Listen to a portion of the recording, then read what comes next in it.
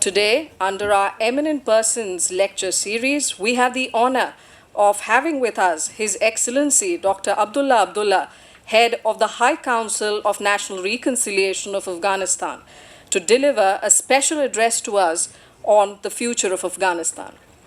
We could not have had anyone better to give us a sense of the ongoing reconciliation process in Afghanistan, which is of critical importance for regional peace and prosperity. I deem it an honor to introduce His Excellency Dr. Abdullah to you now. His Excellency is currently the chairman of the High Council for National Reconciliation of Afghanistan, and on his shoulders lie the responsibility to lead, coordinate, and manage all efforts and activities relating to Afghanistan's peace and reconciliation processes. Earlier, he served as the Chief Executive Officer of the Unity Government of the Islamic Republic of Afghanistan from September 2014 until March 2020. He's also been a candidate in the 2009, 14, and 2019 Afghan presidential elections. At the historic post-Taliban conference held in Bonn, Germany in December 2001, Dr. Abdullah was selected as a foreign minister in the interim administration. He served in that position up till 2006. Dr. Abdullah broadened Afghanistan's foreign relations and successfully advanced and promoted the new foreign policy agenda. He also has worked in the past as a practicing eye surgeon in the late 1990s, and Dr. Abdullah speaks Dari, Pashto, and English and is proficient in Arabic and French. We are truly very fortunate, Your Excellency, to have you with us here today. I would now request the Director General, Ambassador Sujan R. Chinoy, to deliver the welcome address. Your Excellency, Dr. Abdullah, Chairman of the High Council for National Reconciliation of Afghanistan, esteemed members of the Afghan delegation, one and all, esteemed members of the Executive Council of the Manohar Parrikar Institute for Defense Studies and Analysis, friends from the media, ladies and gentlemen, good afternoon, and I wish you all a very warm welcome to our institute today. We are very fortunate to have in our midst Dr. Abdullah, an eminent statesman from our close and friendly neighbor, Afghanistan. Excellency, we are truly looking forward to your special address this afternoon, especially at a time when the intra-Afghan peace process has reached a very critical juncture. Friends, the lofty goal of building an enduring architecture for peace and progress is no doubt vital for the people of Afghanistan. It is equally vital for all others. An Afghanistan that is secure and at peace with itself is a factor for stability throughout the region. The people of Afghanistan harbor the fervent hope of achieving peace through mutual accommodation of goals and aspirations. It augurs well that the regional and international community is ready to lend a helping hand in accordance with the priorities established by the people of Afghanistan. India, on its part, has reiterated its conviction at the maiden round of the intra-Afghan dialogue that the peace process must be Afghan-led, Afghan-owned, and Afghan-controlled. We have stated before this sentiment, our hope and expectation that it must respect the national sovereignty and territorial integrity of Afghanistan, that it must also preserve the progress made over the past 2 decades towards building a democratic Islamic republic in Afghanistan. Equally, the interests of minorities, women, and vulnerable sections of society must be preserved. And the issue of violence across the country and its neighborhood has to be effectively addressed. We in India believe that Afghanistan has a right to forge its own destiny and realize its fullest potential. Above all, the peace process brooks no external interference. India, on its part, respects the will of the people of Afghanistan, whatever it is that they choose for themselves. Your Excellency, Your visit to India has come at a very opportune moment, and you have had good discussions with the leadership of India. Your visit further cements the close bonds that exist between India and Afghanistan, and these ties have stood the test of time. India has played an important role as a major development partner of Afghanistan, executing more than 400 projects across 34 provinces. India remains strongly committed to Afghanistan's reconstruction process. Recently, the COVID pandemic has caused global disruptions in trade, travel, tourism, technology, and supply chains. In the prevailing geostrategic atmosphere, both trade and technology are being increasingly weaponized. Multi-alignment is overtaking multilateralism. Yet, one cannot overemphasize the importance of coherent regional cooperation in overcoming the lacuna that is to be seen in global governance systems as well as in national capacities, especially in healthcare. Under the leadership of Prime Minister Narendra Modi, India has taken proactive steps to reinvigorate the regional and global response through its initiatives in the SAARC as well as in the G20. While the world is riveted on the pandemic, it cannot be blind to terrorism, that great scourge that continues to afflict our region. As Prime Minister Narendra Modi said in his recent address to the United Nations General Assembly, terrorism is one of the biggest challenges, not for any single country, but for the entire world and humanity.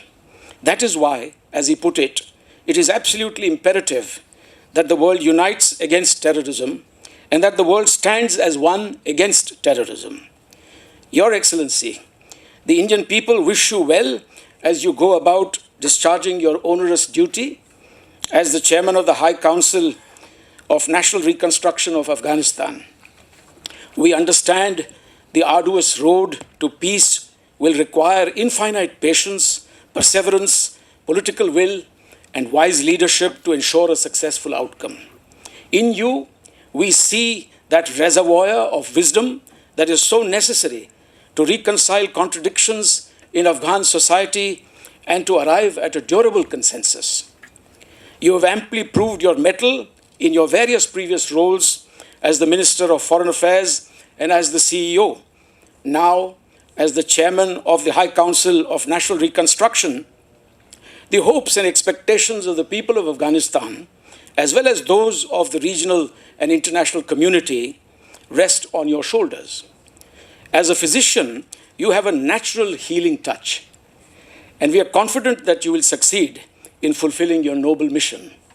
It is our cherished hope that a sovereign and independent Afghanistan should one day regain its historical importance as a regional hub for trade and connectivity.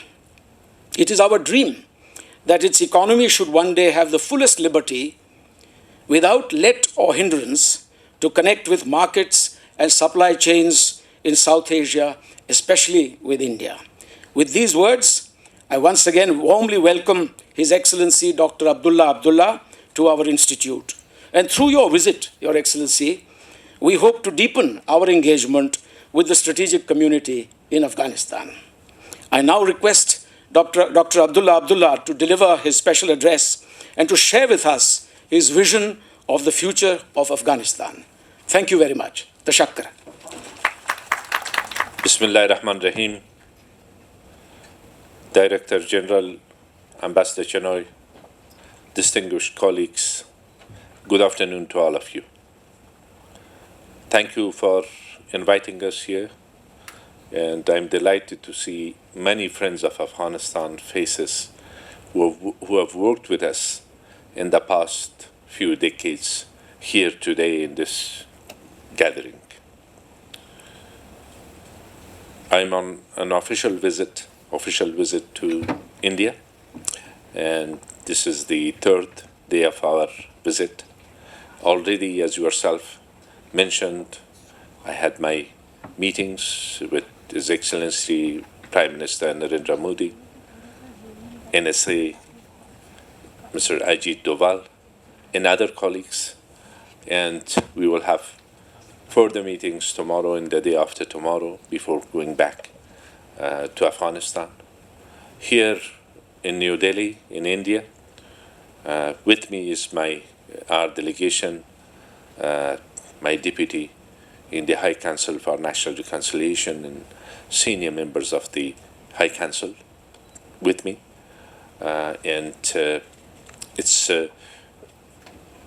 It's obvious that being in India, a friendly country, a friend of Afghanistan forever, I don't have to remind the government or the civil society or the media here that you have supported us. You have supported us, especially in the past 2 decades and also before that. If I may refer to the past 2 decades, worth $3 billion of assistances, which all have gone to the service of our people and contributed to the well-being of our people in many fields of life. We are grateful for your support. And equally important is your principled position in support of Afghanistan, or the Afghanistan or the end state that the people of Afghanistan would like to see materialized. A peaceful country, peaceful within and without, a democratic country, a country which is friend with the neighborhood and beyond, and contributes to the prosperity and connectivity in the region and beyond, and also preserves the rights of its own citizens, women in particular, minorities, and cherish the values which is values for humanity, liberties, freedoms, rights, and that's what has strengthened our bonds of friendship even further. In our journey in the past 2 decades, many countries have helped us.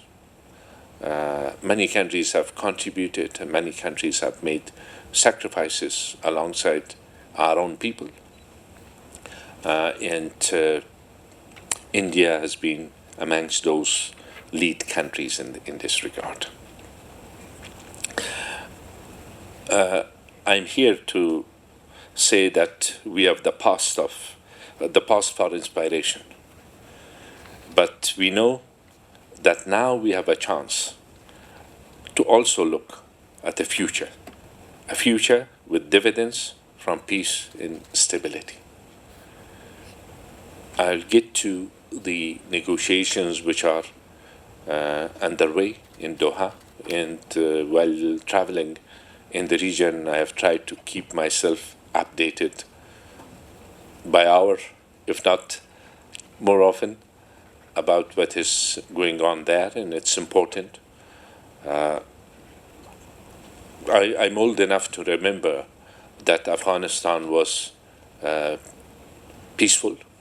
It was, despite the tensions, still we enjoyed higher degree of connectivity, trade, transit, peoples-to-peoples relation, and all types of exchanges.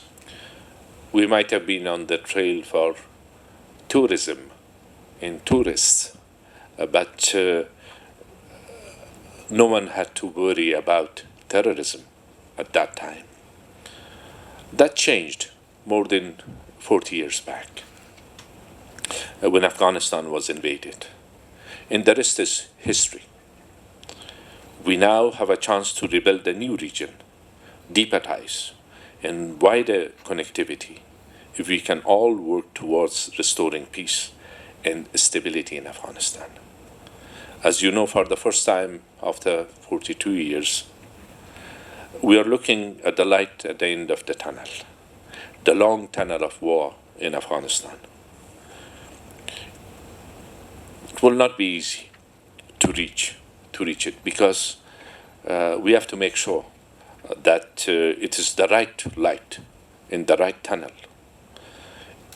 If it is true, then we can expect a more robust counterterrorism agenda, where regional and global cooperation, more investment in areas that are of interest and produce win-win results, more trade and connectivity to boost our economies, and more people-to-people contacts.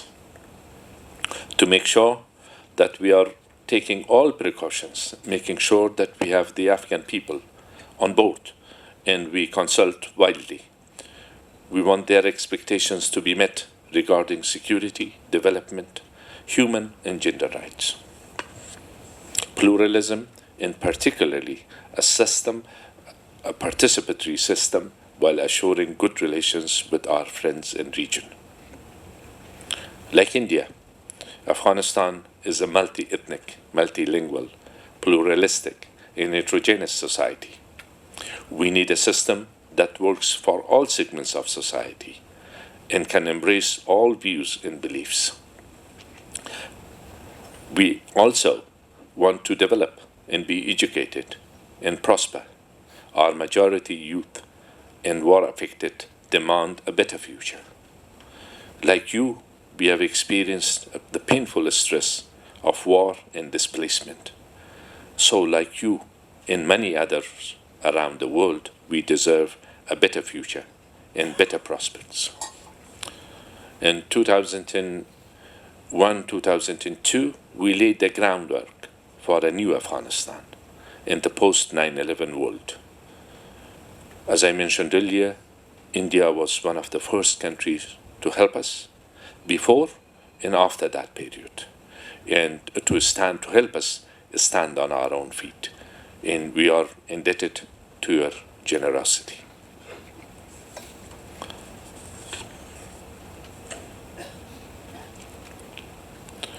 But the war prevented us from realizing all our potentials. We are paying a very high price for peace. After 19 years, in no military solution in sight, we need to take path of dialogue and negotiations towards a just and inclusive political system. We are counting on your support, your understanding, and your continued friendship for a better future between our two nations and our greater region.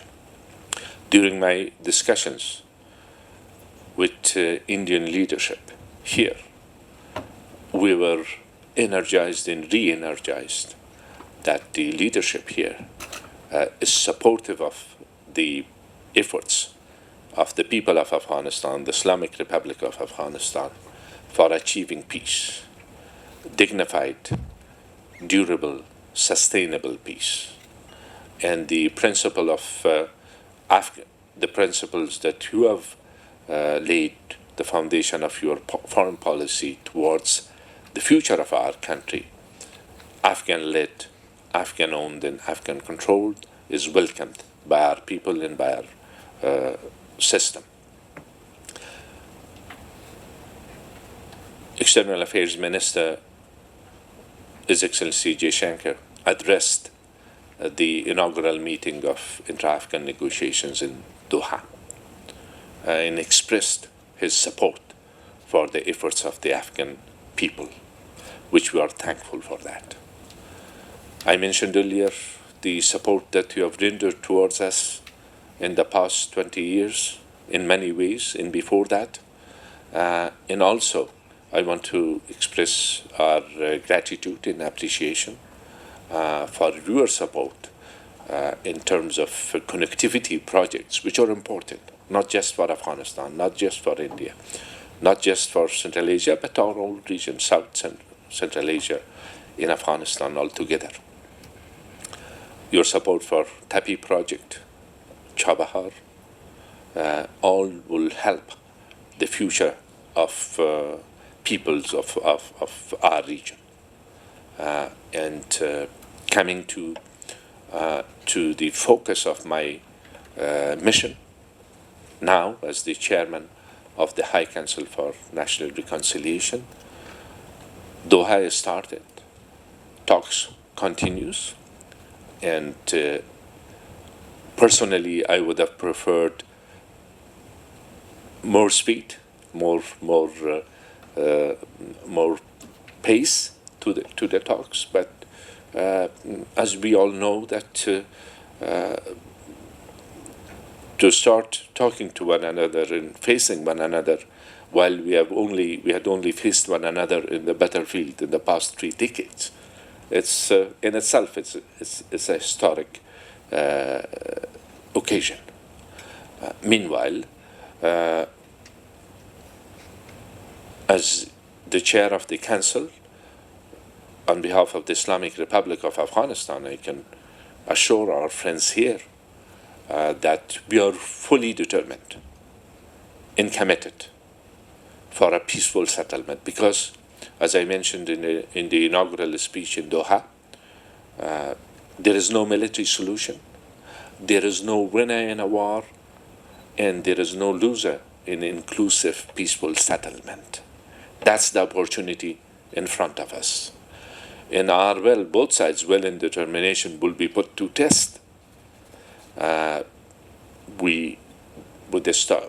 Prior to the start of negotiations, we released 5,500 Taliban, which were in our prisons, and those were charged with. Those were people with heavy burden on their shoulders, and that helped the start of negotiations. It requires patience. It requires, first and foremost, it requires the intention, the will, and the determination, and the commitment. That is the start of it. And then with the continuation of it, it requires patience, it requires flexibility, it requires understanding one another's constraints, in all of that.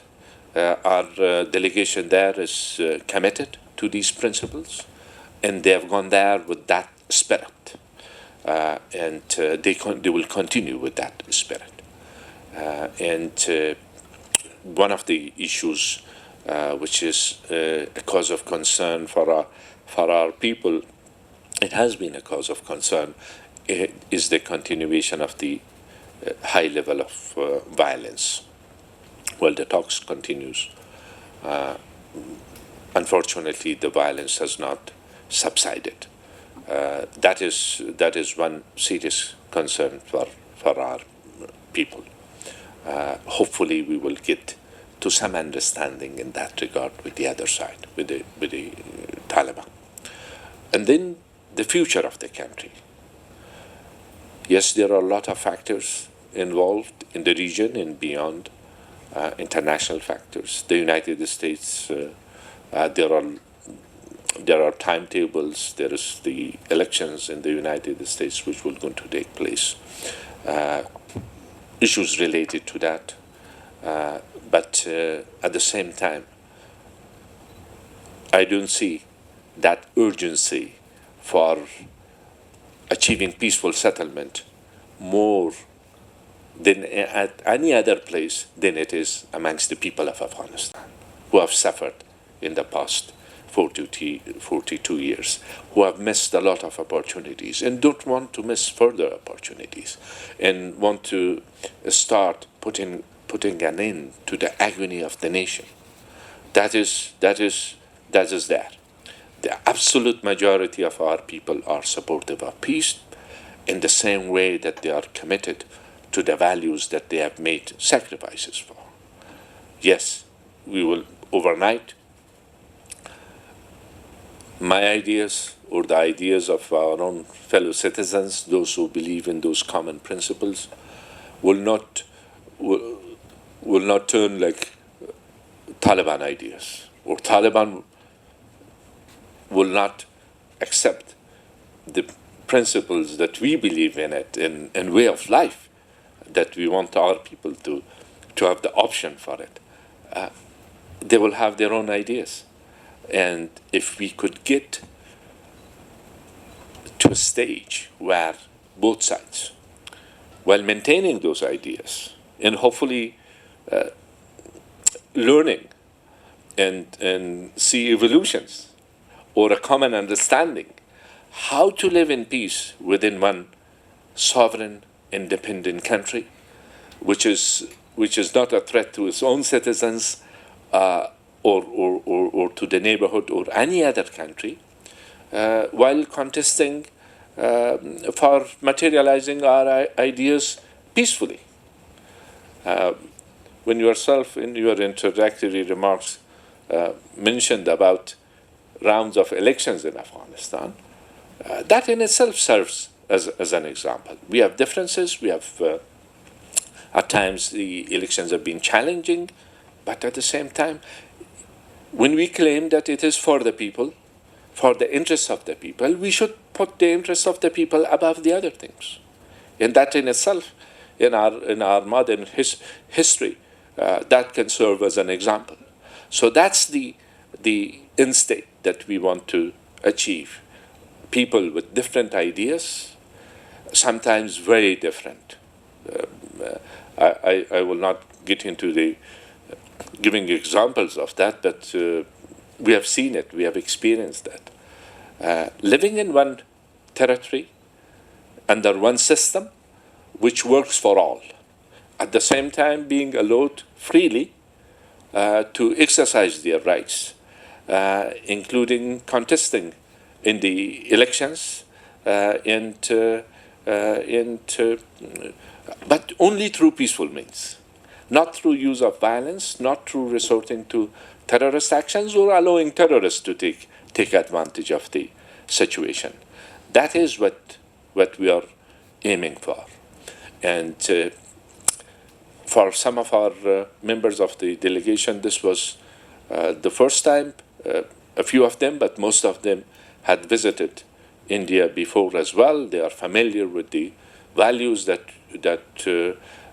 this nation is adhering to, adheres to, and with a friendly attitude of your people and the support that you have given. You mentioned the COVID-19, which hit all of us. Thanks God that in our case, in spite of the fact that we did have fatalities, we did have cases, and we do have cases still, and we are also worried about the second phase, but it didn't hit us as hard as it hit other nations. You have also suffered in our sympathies with all those families who have lost their family members as a result of this. But even there, you helped our people which were stranded here because all the flights were disrupted and the whole thing which came with it. You have been helping us, which we are grateful for that. I myself, mentioning about the ties, one of the programs which is business to business and is the Passage to Prosperity. In 2018, I had participated there as chief executive, and then I made a firm commitment that I'll participate in the next one, which was December 2019. Perhaps I had not said inshallah, and it didn't happen. But the event took place. That was like in the midst of our election issues, so it was not advisable for me to leave the country. But this is the example of ideals that in early days we were only thinking about it, if it could materialize. And a lot of people have benefited from it. The potentials in a peaceful Afghanistan, in a friendly Afghanistan towards its own neighborhood, free of a scourge of terrorism, you can only imagine how could that be. in would that be? Well, in spite of the continuation of the war, there are huge opportunities for investment, for trade, for commerce, for connectivity, and all of it together. While thanking you again for inviting us here, I'll move to the easier part of our session, which is Q&A, provided that the distinguished colleagues will make it easy for me. But please, thank you. Thank you very much, Your Excellency, Dr. Abdullah, for that very enlightening and thought-provoking address, which leaves us all with deep hope for the future. In fact, it leaves us also with a sense of confidence that the future will be very bright for the people of Afghanistan. And your contributions will be, above all, instrumental in reaching that goal. Friends, we have about 20 to 25 minutes for a Q&A session, and I would request people to give me a show of their hand so that I can call upon you to pose your question. Please introduce yourself in terms of your name or rank or affiliation, and please keep it confined to the briefest of questions. Please avoid long comments so that we have more time for the distinguished chief guest to address you. I prefer it the other way around. That's what we might call burden sharing. In the first round, I intend to take 3 questions, and the second round will also be 3 questions, so that will give you enough, so to speak, meat to put on the bones. I must begin, if you don't mind, with Ambassador Gautam Mukhopadhyay, former envoy himself to your great country. And so, Ambassador Mukhopadhyay. I will then turn to Admiral Shekhar Sinha, who is an esteemed member of our Executive Council. Excellency Dr. Abdullah, wonderful to see you again. Thank you.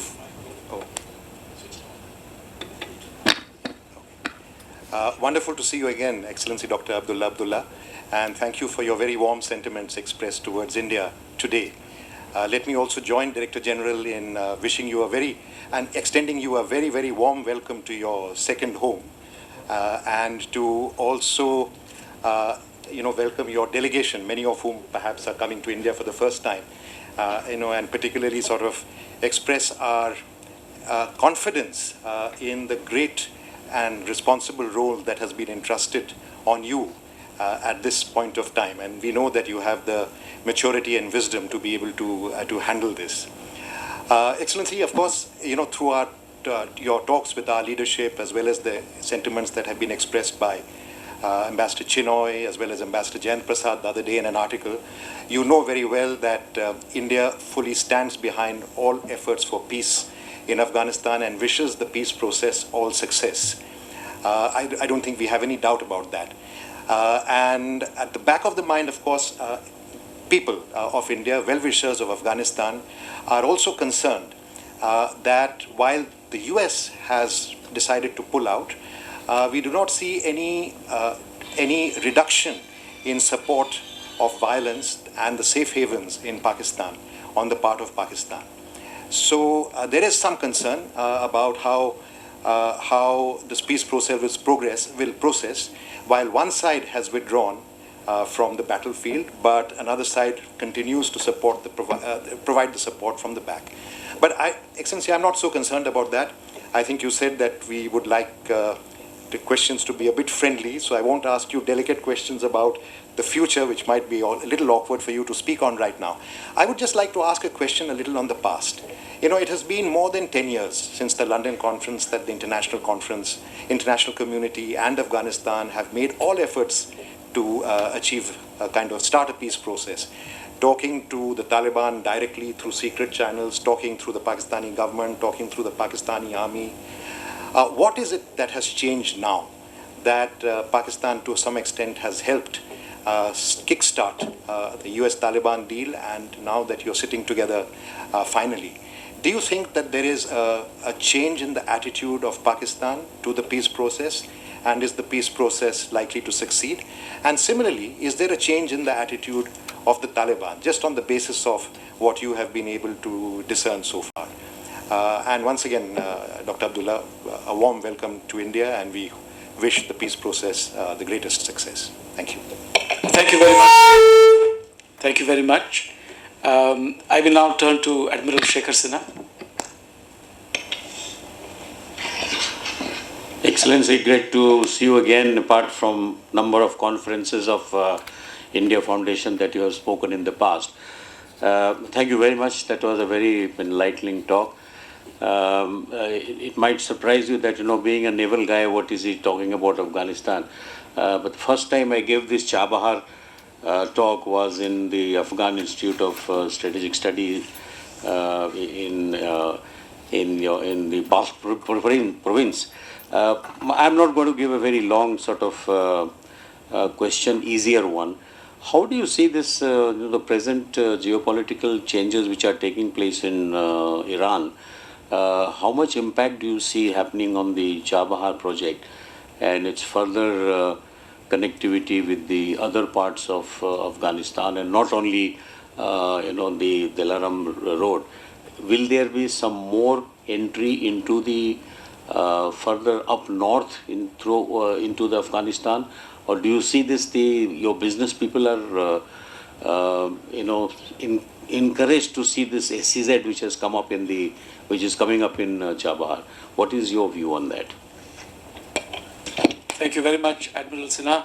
I will take one more question before I turn over to our honored guest. Your Excellency, I'm Ashok Behuria. I work here in IDSA. I follow events in Afghanistan very closely. A couple of days back, we found people like Hekmatyar and others. They have a lot of misgivings about Indian intentions.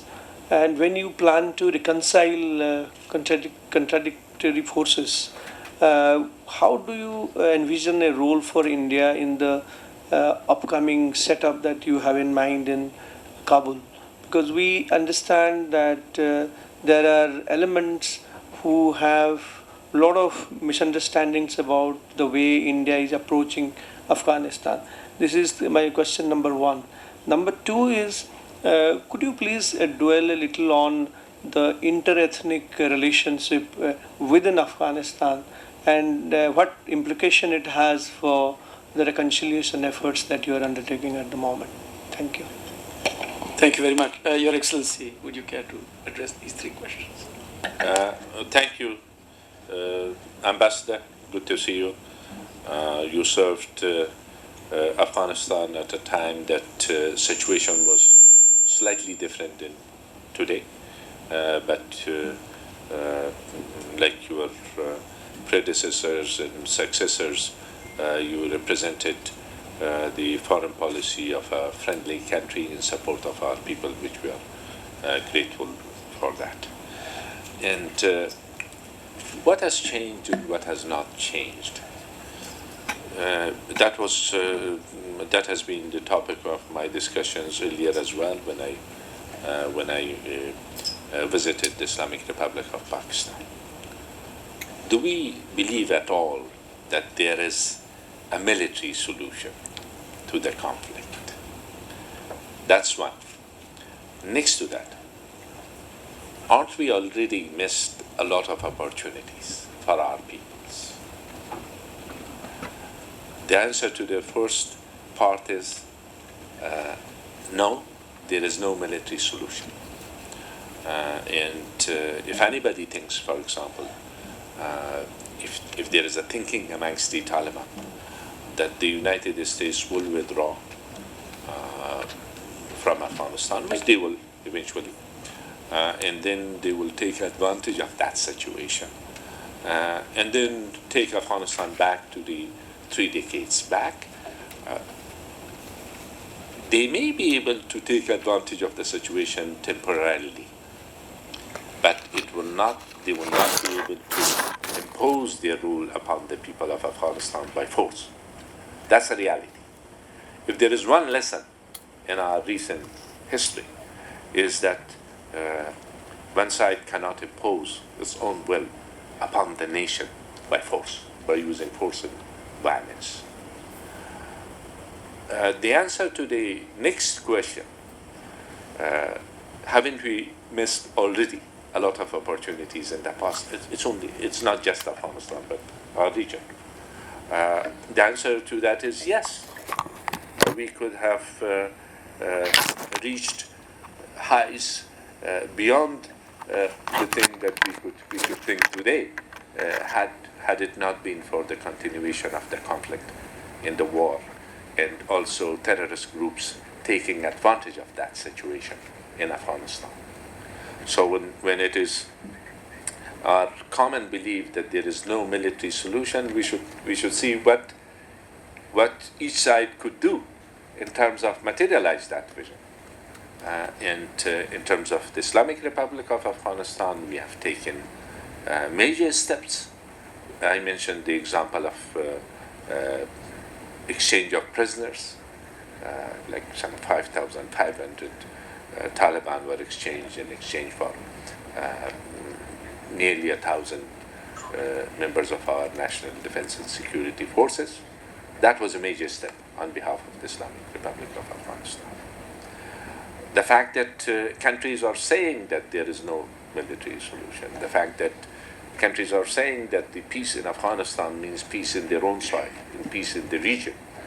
And I thought, in my role as the chair of the High National Reconciliation, I should also assure all the countries around Afghanistan that Afghanistan should not be and will not be a country which poses a threat against any of its neighbors, or harboring any terrorist group which would be a threat to our own citizens or to the others. Because if there is one lesson in the past 30 years or 40 years, the groups which are resorting to terrorist actions, they have not served any country's legitimate interest and will not serve any country's legitimate interest. At the end of the day, they have their own agenda. They will turn against any country at any time. That lesson is also there. So, like talking to the leadership in Pakistan, military and civilian, I was encouraged. It was a while since I had not visited Pakistan, and then this was my first visit as the chair of the council. And then we will have to work together, and I have no doubt in my mind that there is a lot at stake in positive way, in positive manner for every country into this. So that's as far as I can elaborate in regards to your question. And nevertheless, that we also missed opportunities, like as Afghans, our international partners also made mistakes at times. But today, it's those lessons are there to learn from, rather than to get stuck in it and move on. So hopefully we have all learned the right lessons. Mr. Sena, you referred to the different aspect of our situation, which is regional connectivity in Chabahar, the importance of that. We are not oblivious to the challenges which exist around Afghanistan and also in relations between different countries or amongst different countries. We are living in this world with this dynamisms which keeps changing from time to time, but at times it's also persistent. And Chabahar is an opportunity for Afghanistan, for the Islamic Republic of Iran, for South Asia, for Central Asia, and beyond that. And but also because of the other factors, which Afghanistan is not a party to that, or part of those factors, it can get affected. Iran's relations with the rest of the international community, the Islamic Republic of Iran's relations with the rest of the international community affects those possibilities and potentials. And meanwhile, I have to reiterate that the Islamic Republic of Iran is supportive of the peace process, while they are having their own challenges otherwise, but they are supportive of the peace process. In Dr. Ashok Baharia, misunderstandings will exist, will continue to be there, but at the same time, in regards to Mr. Hikmatyar, I should say one thing. He opted to settle peacefully through negotiations, direct negotiations, and that part, that decision of his, I have appreciated. Because, like you decide after a while that you don't continue war with war and find a way to be there. His grievances towards the government, the current situation, his grievances in ideas, some of them might not change easily. But it's my role is to work with all those players which have opted for peaceful settlement, to rally the forces behind the support for the peace process. That's my role. It's not easy. It's complicated, but there is no other way but to do so. One added point was that is there a change, like amongst the Taliban attitude? We hope that there is a change. The talks are slow. Time spent was necessary, but perhaps could have been better spent so far. But we are at the beginning of it, and then eventually the people of Afghanistan and the whole international community will see who is really committed, what has changed, what has not changed, and I lay my hope in the optimistic way of looking at it, and hopefully this will be the case. Thank you very much, Your Excellency. I will now invite another round of 3 questions, hopefully from the right flank. Ladies, gentlemen, anyone wishes to? Yes, you, sir, at the back, in the back row there. Please introduce yourself, name, affiliation, and then the question. مننه.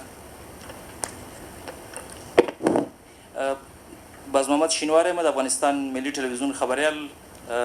پوښتنه ډاکټر صاحب نه په دې توګه ده چې په سیمه کې غیر سالمه سیالي روانه ده او د ټولو هڅه دا ده چې افغانستان د دغې غیر سالمې سیالۍ مرکز وګرځي. د افغانستان د سولې په تړاو باندې هم د سیمې د هیوادونو د ګاونډیو د هیوادونو هغه لیدلوری مختلف دی. سیمې ته ستاسې سفرونه پیل شوي دي څو د افغانستان د سولې دپاره د ملي اجماع د پیاوړتیا لپاره د سیمې د هیوادونو هغه توجه جلب کوي، همکاري جلب کوي. د دغه لیدلوري د موحد کېدو دپاره ستاسې سفرونه څومره مهم دي او تاسې څومره په دغه برخه کې کار کړی دی چې د سیمې هیوادونه یو د بل نه د افغانستان د سولې په روانه پروسه کې اندېښمن ونه اوسېږي؟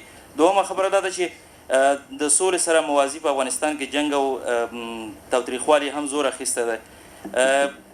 په خپله ستاسې هر قدم ته د افغانستان د خلکو سترګې دي او هیلې دي او وایي چې د مصالحې عالي شورا د افغانستان حکومت د سولې د روانې پروسې د پیاوړتیا لپاره هلې ځلې کوي. په داسې حال کې چې ستاسې د قدمونو د اخیست کېدو سره ستاسې د هلو ځلو سره جګړه زور اخلي. په قطر کې روانې خبرې، سیمې ته ستاسې سفرونه، د افغان حکومت هڅې، د نړیوالو همکاري ولې په روان تاوتریخوالي باندې اثر نه کوي، اغېزه نه کوي او مستقیما دغه تاوتریخوالي نه راکمیږي؟ ډېره زیاته مننه.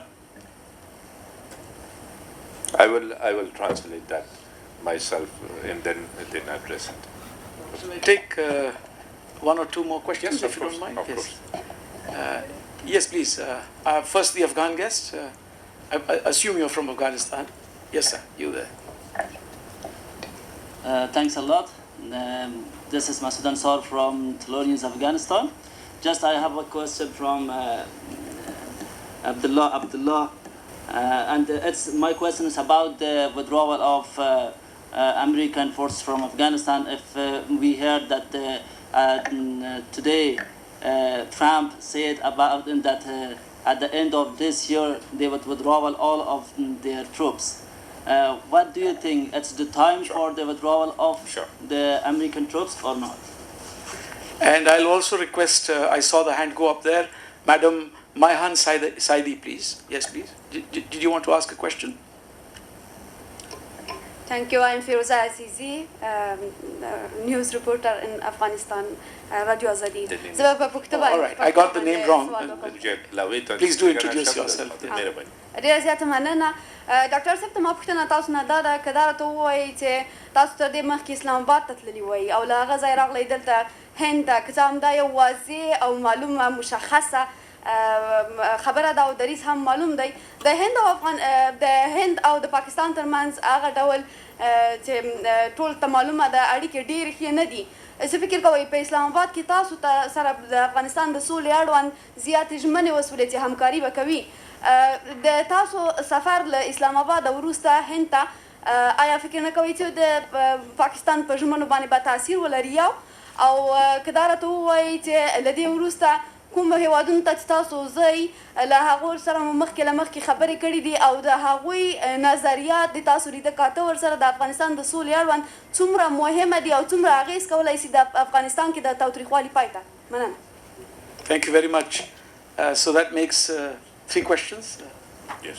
Time permitting, we'll do one more round. We don't want to disappoint the ones that are still left out. Over to you, sir. Okay. On the before getting to the last 3 questions, there was part of the question earlier that what is the inter-ethnic relations of the people of Afghanistan and the I mentioned in my introductory remarks that it is multi-ethnic, multilingual, linguistic society, pluralistic system will address the interest of all the people of Afghanistan. But there is one constant in the views of the people of Afghanistan, that the people of Afghanistan want a unified Afghanistan. There hasn't been at any stage calls for separation or something like that. And we, based on our own socioeconomic circumstances and the things which ties us together, at times there have been divisive politics which has affected the feelings of the people, but altogether it's that territory within that sovereign country that the people of Afghanistan want to live within in peace. And of course, the justice is something that the people of Afghanistan expect, and in the rule of law altogether. So at times the ethnic issue has been exploited in occasions against one another, but my sense is that the people of Afghanistan respect the rights of one another, and we should more work may be needed in order to address all the grievances of the past. But that's the path forward. In regards to the question from our national television, I should say that Pashto درته وایم یا چې دویم. You can feel free to speak in Pashto and then perhaps tell the rest of us what you might say. The question was that unhealthy competitions in the region exist, and how do you think that within this sort of unhealthy competition environment, how can Afghanistan find its own way forward? د ځواب پرستاسو سوال باید چې ووایم چې زه فکر کوم چې سالم رقابت د سیمې ګټه په ښه طریقه ترسره کیدای شي او تامین کیدای شي او دا هم یو درس ده چې موږ اخیستی ده. موږ دا مسؤلیت هم نه لرو چې د نورو ملکونو خپلمنځي روابطو په هکله قضاوت وکړو. هغه ستاسو د سوال په رابطه هم ځواب کیدای شي، خو زموږ دا ټوله هڅه دا ده چې په سوله کې د ټولو ګټه ده او په دوام د جګړه او تاوتریخوالي کې د ټولو زیان موږ پکې وینو، د هیڅ چا په ګټه نه ده. او دا هم موخه د زموږ هلې ځلې دا و او دا به وي. زه نورو ملکونو ته هم سفرونه لرم په سیمه کې. راتلونکي سفر زموږ په ازبکستان کې. دا ټول محتوا د زموږ خبرې اترې د سولې په هکله ده او څرنګه هر ملک، هر کشور، هر دولت کولی شي چې په دې کې خپل مثبت او سالمې ونډې ترسره کړي. بل اړخه ستاسو سوال دا و چې له یوې خوا څخه خبرې اترې روانې دي، د بلې خوا څخه تاوتریخوالي زیاتیږي. دا څنګه دواړه مسایل یو ځای تر مخته ځي او ولې دا په تاوتریخوالي کې کمښت نه ده راغلی. دا زموږ هیله و او هیله دي. ما مخکې هم وویل چې زموږ هیله دا ده چې یو نتیجې ته سره ورسېږو طالبانو سره چې د تاوتریخوالي دغه حد د افغانستان خلکو ته د منل وړ نه ده. خو متاسفانه دغسې تجربې په نورو مذاکراتو کې هم شته. یو خو شاید کوشش وکړي چې برلاسه شي په میدان د جګړې په میدان کې، خو دا د حل لاره نه ده او د افغانستان خلک ته د منلو وړ نه ده. امیدوار یو چې انشاءالله په دغه هکله د مثبت تغییر شاید اوسو. The other question was in regards to my trip to Pakistan, which I have talked about it extensively, about what I witnessed. Whether that trip will have an impact here or the trip here will have a reverse impact on the commitment of the other country which I had visited, the Islamic Republic of Pakistan. باید بگویم که پیشتر هم یادآوری کردم که روابط کشورها بین خودشان مربوط به خود کشورها میشه. ما خواستار روابط دوستانه با همه کشورها هستیم و در این حال از توقع ما است که وضعیت افغانستان و شرایط افغانستان درک شود. ما ضرورت به همکاری همه داریم. من فکر نمی کنم که این بخش کار افغانستان که بخش از تمثیل اهداف ملی و منافع ملی ما است، این را ما بتانیم تابعی که چه نوع تبصره میشه. من این روحیه هم در روز هم ندیدم. اونا آگاهی داشتن از سفر ما به کشور هند و این قسم روحیه در اینجا هم وجود نداره. افغانستان و جریانی که در کشور ما هست، هر کشور منفی هم متاثر شده میتونه از او و مثبت هم متاثر شده میتونه و ما منافع ملی خود در بهبود روابط بر اساس احترام متقابل با همه میدانیم و در همین مسیر کار خواهد کردیم. Brief answer to that question was that we pursue our national interest and we need better relations with all countries in addressing the challenges that we are faced in our relations with any country. And of course, it's not our duty to decide for any country for their own relations in between themselves. That's not our position or our mission. While at the same time, we have no doubt in our mind that peace in Afghanistan is in the interest of everybody. And everybody can help one way or another, more, less, but being here in India, Prime Minister Narendra Modi, before noon, we had a very good meeting, and he said, whatever settlement which is acceptable for the people of Afghanistan, we are supportive.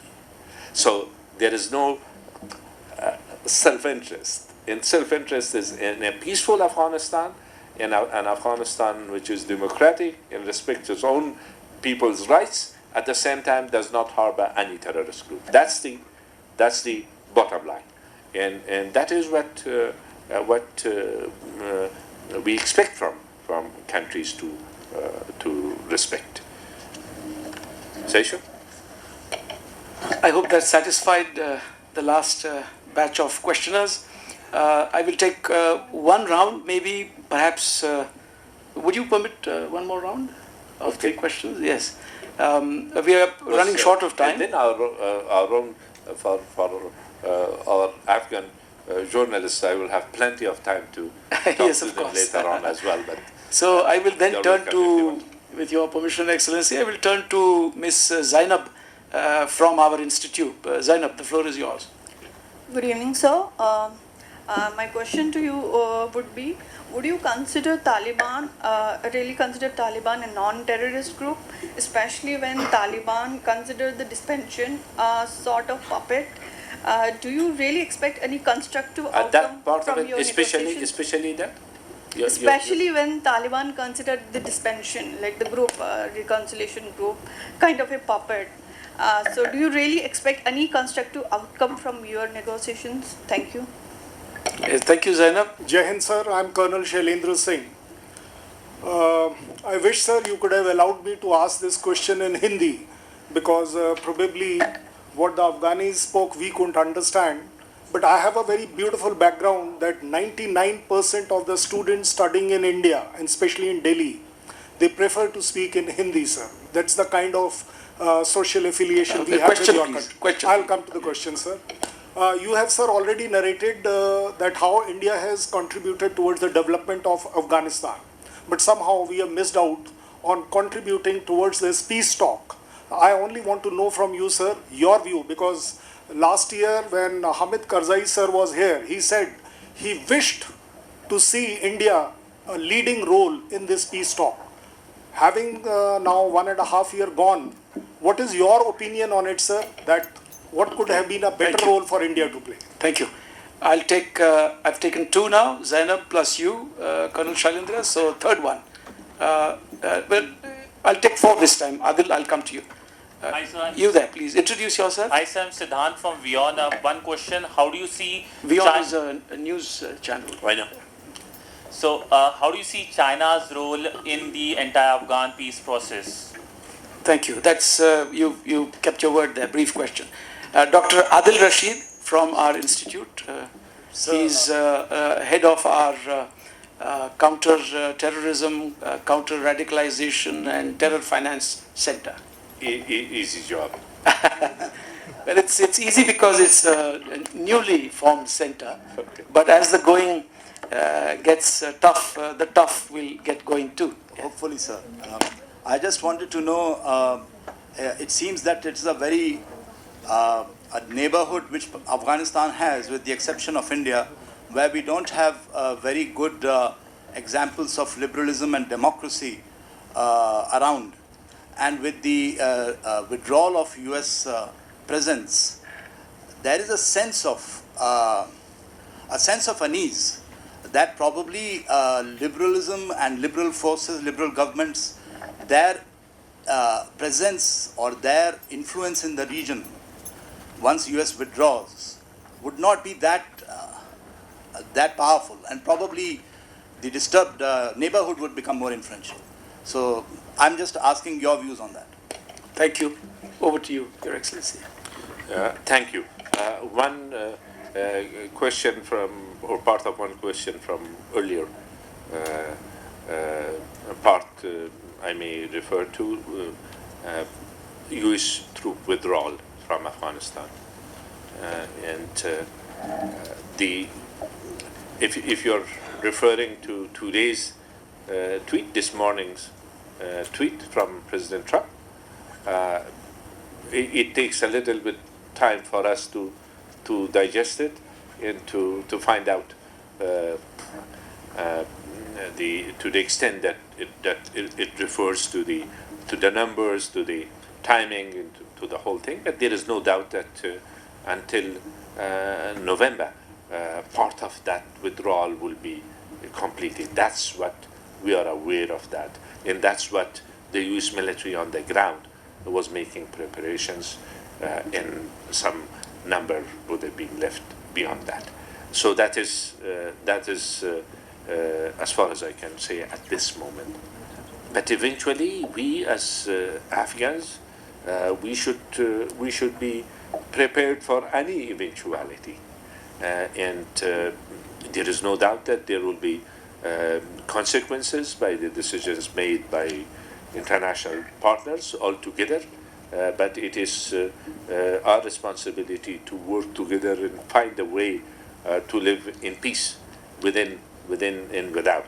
That's the point. That's why we are there in Doha to pursue the talks. In regards to the question by Madame Zainab, whether what to call the Taliban, have they committed terrorist actions or not? We all have seen what has happened in Afghanistan in the past 20 years or before that. What is important for us, what sort of a future we want to have. A future which is peaceful and inclusive, peaceful settlement, without anybody resorting to terrorist actions or helping terrorist groups or allowing terrorist groups in our soil. That is what we are aimed at. Things which have happened in Afghanistan, the suffering of our people as a result of those things are not secret to anybody. But we are looking forward towards a situation where the people of Afghanistan, or the dreams of the people of Afghanistan, which is a peaceful settlement of the situation, is materialized. And once again, if it happens that the United, and it will happen one day, of course, and Afghanistan should be able to stand on its own feet. But if it is premature, it will have its consequences. If those other conditions attached to their withdrawal perspective are not met, for example, if the terrorist groups like Al-Qaeda continue to pose a threat against the people of Afghanistan, or ISIS and the others, there will be consequences as a result of that.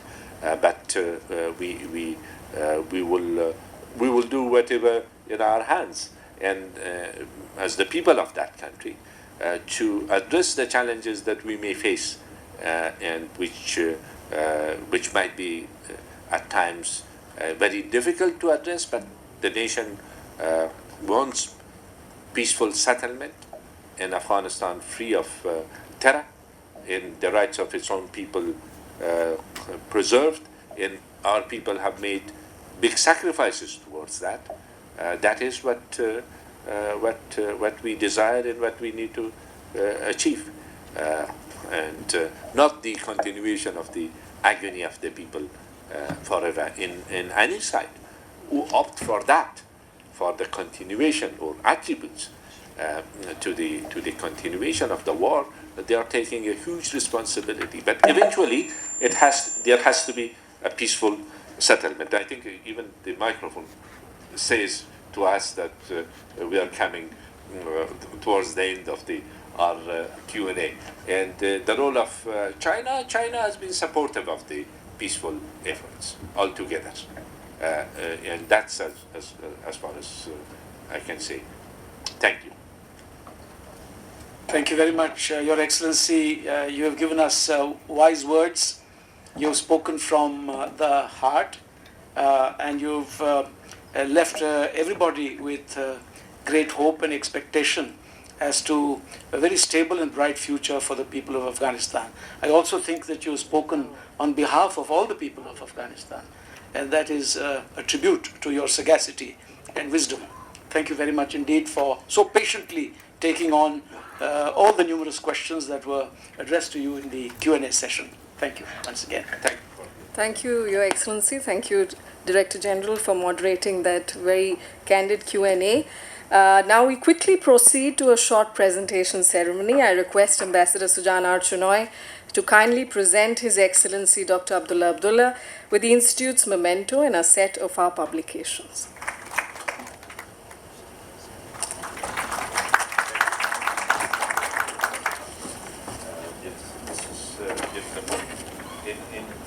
We know from your background that you, because of your interest in Afghanistan, you know our languages, so it's Farsi.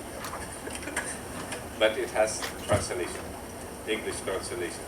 And this is, in fact, a poetry book, selected poetries, which in each page there is one subject and all the poetries are related to that subject. For example, this one is on the honesty and truth.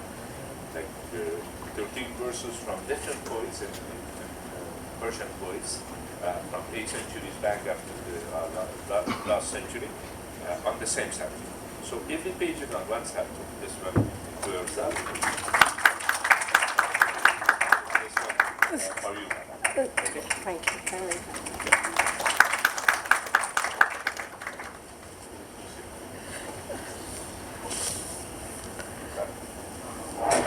Thank you very much, Your Excellency. Now I take the opportunity to request Major General Bipin Bakshi, the Deputy Director General of our Institute, to kindly deliver the vote of thanks.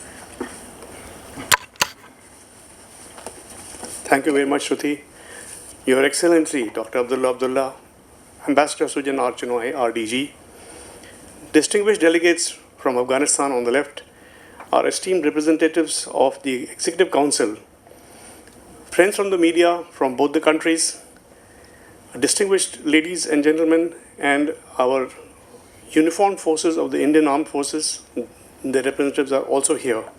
On behalf of the team of MPIDSA, it is my proud privilege to propose this vote of thanks for this very important occasion, which happens to be our first major international event in the post-COVID world. So we will always remember this great day, sir. At the outset, I would like to express my profound thanks to Your Excellency for a very lucid and comprehensive account of the process of reconciliation being attempted in Afghanistan.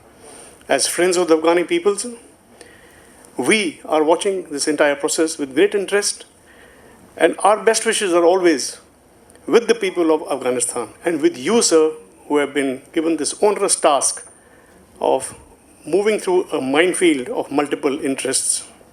We are grateful, sir, that you could find time from your busy schedule and honor us with your presence here and to share your thoughts with us. I would like to thank the MEA, particularly the PI division, who helped to coordinate this particular address, and the HCNR staff who worked with us for the smooth coordination. The Delhi police and other security agencies also deserve a big hand for having ensured the foolproof security for this event despite the very short notice. And they came and struck the institute very fast and made sure everything was done in very good order. I would thank our DG, sir, who conceptualized this entire event and changing it from a smaller to a more involved event, which I'm sure everyone has enjoyed. I'll thank the South Asia Center at MPIDSA, Dr. Behuria, who has done the coordination, our Assistant Director, Colonel Agarwal, and his team of the conference cell and the administrative staff, the young team of volunteers who helped to usher people, and last but not the least, the entire participants here who have made it so lively, so interactive, and so successful. So long live the Indo-Afghan friendship. Az didan shuma khushbakhtam. Khali mamnoon. Shab bakhair. Thank you once again.